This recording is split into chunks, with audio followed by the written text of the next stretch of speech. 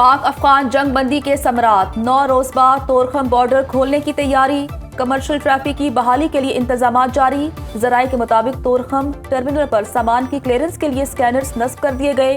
Customs अमले को फौरी तौर पर ड्यूटी पर रिपोर्ट करने की हिदायत। बॉर्डर बंदिश के दौरान दर्जनों माल बरदार गाड़ियां पाकिस्तानी हुदूद में फंस गई। फल, सब्जियां और दीगर अशिया से लदे ट्रक तोरखम पर कई दिनों से रुके हुए थे।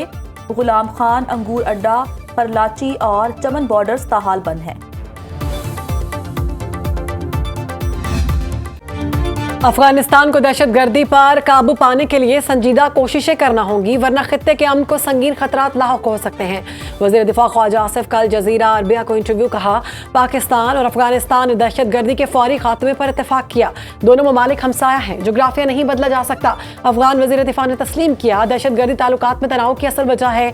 दहशतगर्दी पाकिस्तान और अफगानिस्तान के सरहदी इलाकों को मुतासर कर रही है। मुआहिदा बुनियादी तौर पर कतर और तुर्की की सालिसी से हुआ। तफसीलात को हतमी शक्ल देने के लिए आइंदा हफ्ते इस्तांबुल में इजलास होगा। कतर और तुर्की की मौजूदगी मुआयने पर बजाते खुद जमानत है। पाक अफगान तिजारत और ट्रांजिट भी दोबारा शुरू होगी। अफगानिस्तान पाकिस्तानी बंदरगाहों को इस्तेमाल कर सकेगा। कानूनी दस्तावेजात और वीजे की हामिल अफगान मुहाजिरीन पाकिस्तान में रह सकेंगे। पाक अफगान फौरी जंगबंदी मुआहदे पर सऊदी अरब का खैर मुकदम।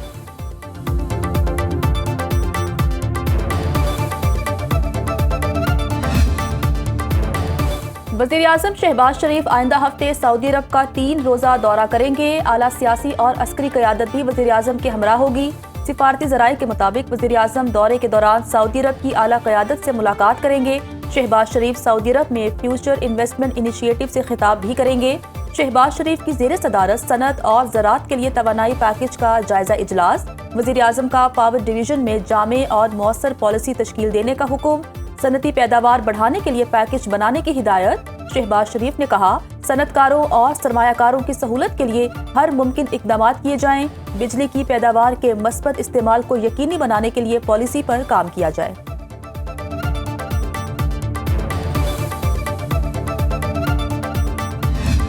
जो कुदरती आफात होती हैं उनका मुकाबला करना कोई इंसानी बस की बात नहीं है। तकरीबन 100 अरब रुपया देने जा रहे हैं अल्हम्दुलिल्लाह। ये भी पंजाब ने अपने वसाइल से किया है। 71,000 बैंक अकाउंट्स खोले जा चुके हैं। 50,000 आपको आज ही इसी काउंटर से मिल जाएगा। 3 लाख रुपया रोज अपना कैश ले सकते हैं किसी भी ATM से। पंजाब हुकूमत ने 15 अजला में सैलाब ज़दगान की बहाली का आगाज कर दिया। फ्लड बहाली प्रोग्राम के लिए 100 अरब रुपए मुख्तस किए। वज़ीर आला पंजाब मरियम नवाज का दीपालपुर में चेक तकसीम करने की तकरीब से खिताब। कहा, हर मुतासरा शख्स के नुकसान का मुकम्मल अजाला किया जाएगा। कुदरती आफात का मुकाबला करना इंसानी बस में नहीं। सैलाब ज़दगान के लिए किसी के सामने हाथ नहीं फैलाए जाएंगे। अपने वसाइल से टेंट और खाना फराहम किया जाएगा।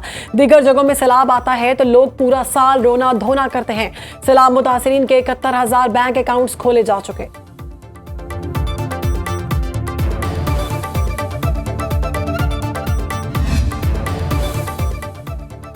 वज़ीर आला सिंध की सरबराही में कराची सेफ सिटी मंसूबे से मुतालिक इजलास में बड़े फैसले।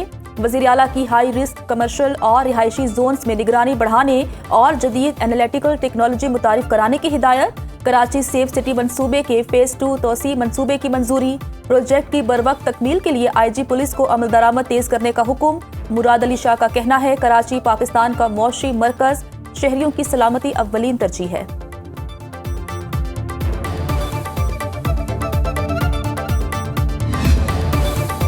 सिंध हुकूमत का खवातीन के लिए पिंक टैक्सी सर्विस शुरू करने का ऐलान। सीनियर वज़ीर सिंध शर्जील मेमन ने कहा, पाकिस्तान की पहली EV bus service peoples party ने शुरू की। मुसाफिरों को सब्सिडी दे रहे हैं। रवां साल मजीद 500 EV और डबल डेकर बसें आएंगी।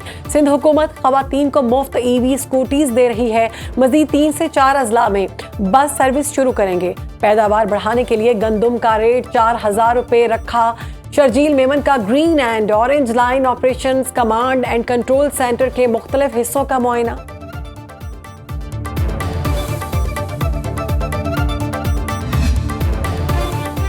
अफगान बाशिंदों की मुल्क बदरी। KP में अफगान कैंप्स खत्म करने के बाद ऑपरेशन में तेजी। रवा माह अब तक 67,601 अफगानियों की मुल्क बदरी की गई। 19 अक्टूबर को 2056 अफगानियों को वतन वापस भेजा गया। आज़ाद कश्मीर से अफगान शहरियों की बेदखली के लिए 18 नवंबर तक की डेडलाइन मुकर्रर। आईजी पुलिस ने सर्कुलर जारी कर दिया। 18 नवंबर के बाद अफगान बाशिंदों की मौजूदगी की सूरत में मुतालिका SHO को नौकरी से बर्खास्त कर दिया जाएगा।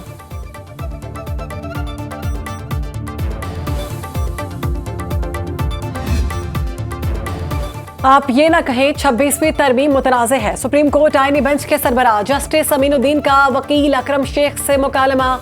जस्टिस अमीनुद्दीन खान ने रिमार्क्स दिए, जब तक आप साबित नहीं करेंगे ये बेंच इस मुकदमे को सुनने का अहल नहीं, तब तक हम आपकी दरखास्त नहीं मान सकते। जस्टिस जमाल मंदोखेल ने रिमार्क्स दिए, वाज़े है छोटा बेंच बड़े बेंच का फैसला कलअदम करार नहीं दे सकता। इस्तफसार किया, क्या मौजूदा बेंच के पास 24 जजेस पर मुश्तमिल फुल कोर्ट बनाने की पावर है? वकील अकरम शेख ने दलाइल में कहा, यह आईनी बेंच 26वीं आईनी तरमीम का केस नहीं सुन सकता। हमारे मुल्क में ये एक इलेक्शन हुआ, कुछ लोगों को ख्याल गुजरा इसकी स्क्रूटनी हो जाएगी, फिर स्क्रूटनी और एहतसाब को रोकने के लिए एक कमीशन बन गया। इसी के नतीजे में 26वीं आईनी तरमीम आ गई। इतनी सी तो दास्तान है, पस मंजर इंतहाई अहम है।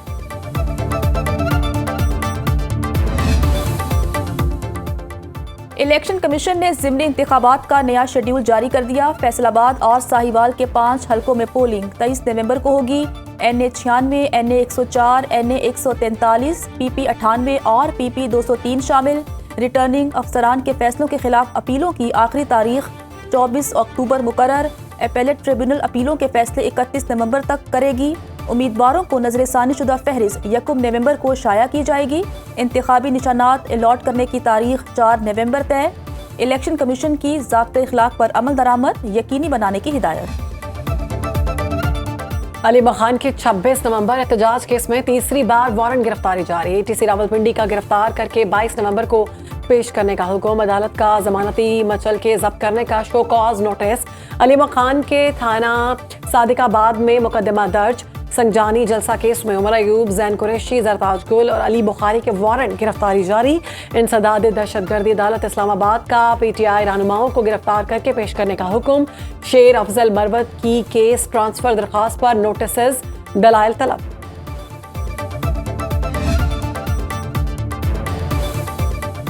वज़ीर आला KP सुहेल आफरीदी की बानी तहरीक इंसाफ से मुलाकात की दरखास्त पर एतराज़ात खत्म। इस्लामाबाद हाई कोर्ट के जस्टिस अरबाब मोहम्मद ताहिर ने रजिस्ट्रार ऑफिस एतराज़ात के साथ समाअत की। सेक्रेटरी दाखिला पंजाब, IG पुलिस और सुपरिटेंडेंट अडियाला जेल को 23 अक्टूबर के लिए नोटिस। पेशावर में वज़ीर आला KP सुहेल आफरीदी की ज़ेर सदारत पहला ज़ाब्ता इजलास।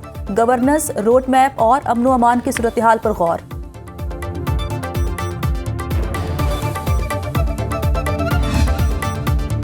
पाकिस्तान स्टॉक मार्केट में सरमायाकारों की वापसी, गिरती हुई मार्केट संभल गई। 2436 पॉइंट्स की नुमाया बेहतरी। 100 इंडेक्स 1,66,243 पर बंद। करंट अकाउंट सरप्लस होने पर सरमायाकारों का एतमाद बहाल। 1 अरब 48 करोड़ हिस्से की तिजारत में ट्रेडर्स ने 234 अरब रुपए मुनाफा कमाया। मार्केट कैपिटलाइजेशन 2019 अरब रुपए से तजावुज कर गई। कारोबारी सौदे 51 अरब 87 करोड़ रुपए में तय पाए। गोल्ड मार्केट में सोना 1400 रुपए सस्ता। 1 तोला सोने की कीमत 4,44,900 रुपए रही। टमाटर कोई 400 बता रहा है, कोई 500 बता रहा है। ये तो खरीद से भी बाहर है। इस मुल्क में सरवाइव करना हम जैसे मीडियोकर्स के लिए अब मुश्किल नहीं, मुश्किल तरीन होता जा रहा है। दही इस्तेमाल कर रहे हैं हम लोग, टमाटर इस्तेमाल करना ही छोड़ दिया। लाल लाल टमाटर के रेट सुनकर शहरियों के चेहरे सुर्ख हो गए। कराची में टमाटर 500 रुपए फी किलो तक बिकने लगा। लाहौर में टमाटर 600 से 700 रुपए किलो फरोख्त। फैसलाबाद में टमाटर की कीमत 550 रुपए किलो तक जा पहुंची। मुल्तान में भी फी किलो टमाटर की 500 रुपए से जायद वसूली। पेशावर में टमाटर 500 रुपए किलो हो गए। खवातीन टमाटर की बजाय दही इस्तेमाल करने लगी। फैसलाबाद में चीनी 210 रुपए किलो फरोख्त। प्राइस कंट्रोल कमेटियां सरकारी निरखों पर अमल दरामद में नाकाम। हुकूमत से गिरां फरोशों को नकेल डालने का मुतालबा।